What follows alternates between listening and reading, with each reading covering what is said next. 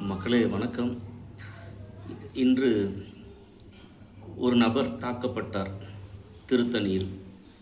அவர் வட மாநிலத்தவர் அப்படின்ற செய்தி பரவலாக போயிட்டுருக்கு. அவரை தாக்கியவர்கள் 4 சிறார்கள்னு என்னால் எப்படி இந்த வாயால் சொல்ல முடியும்னு தெரியல. ஏன்னா அவ்வளோ கொடூரமாக தாக்கியிருக்காங்க. சட்டத்தின் அடிப்படையில் அவங்க என்ன சொல்கிறது, ஒரு சிறார் சீர்திருத்த பள்ளியில் சேர்க்கப்பட போகிறார்கள் 3. ஒருவர் ஹேண்டிகேப்ன்றதுனால விட்டுட்டாங்க அப்படின்றாங்க. இதில் முதல் குற்றவாளி யார் அப்படின்னு நீங்கள் நினைக்கிறீங்க?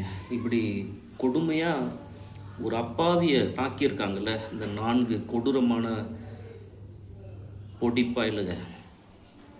நீங்கள் சொல்லுங்கள், யார் முதல் குற்றவாளின்னு நினைக்கிறீங்க? இந்த பாடல் வரி அதுக்கான ஆன்சரை கொடுக்கும். எந்த குழந்தையும் நல்ல குழந்தை தான் மண்ணில் பிறக்கையிலே, அவர் நல்லவராவதும் தீயவராவதும் பெற்றோர் வளர்ப்பதில்லை.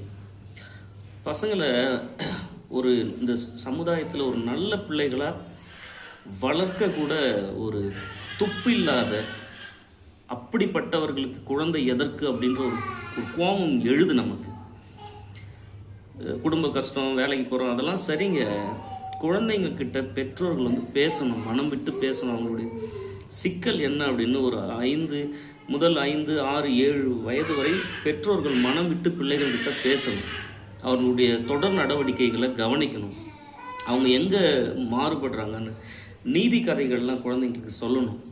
நம்ம இலக்கியங்களில் நிறைய கதைகள், இந்த ஒன்றும் இல்லை, இந்த ரொம்ப ஏழ்மையாக அப்பாவியாக இருக்கிறவங்கள அடித்தா கண்டிப்பாக நமக்கு தண்டனை இருக்குது அப்படின்னு நம்ம தமிழ் இலக்கியம் ஒரு இடத்துல சொல்லுது. அது உங்களுக்கு சொன்னால் வியப்பாக இருக்கும்.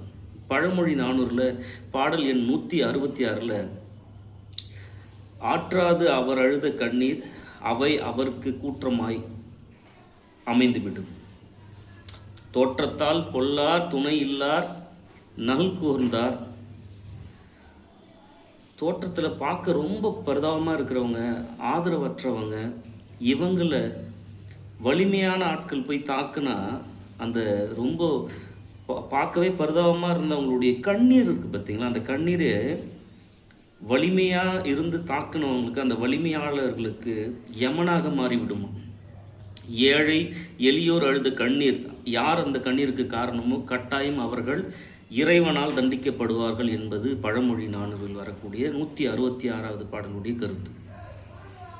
நம்ம இலக்கியங்களை ஒரு சிலர் ரொம்ப மேதாபித்தனமாக சும்மா பழசையே பேசிகிட்டு இருக்காங்க அப்படின்னு தயவு செஞ்சு அந்த மாரி புறம் தள்ளாதீங்க.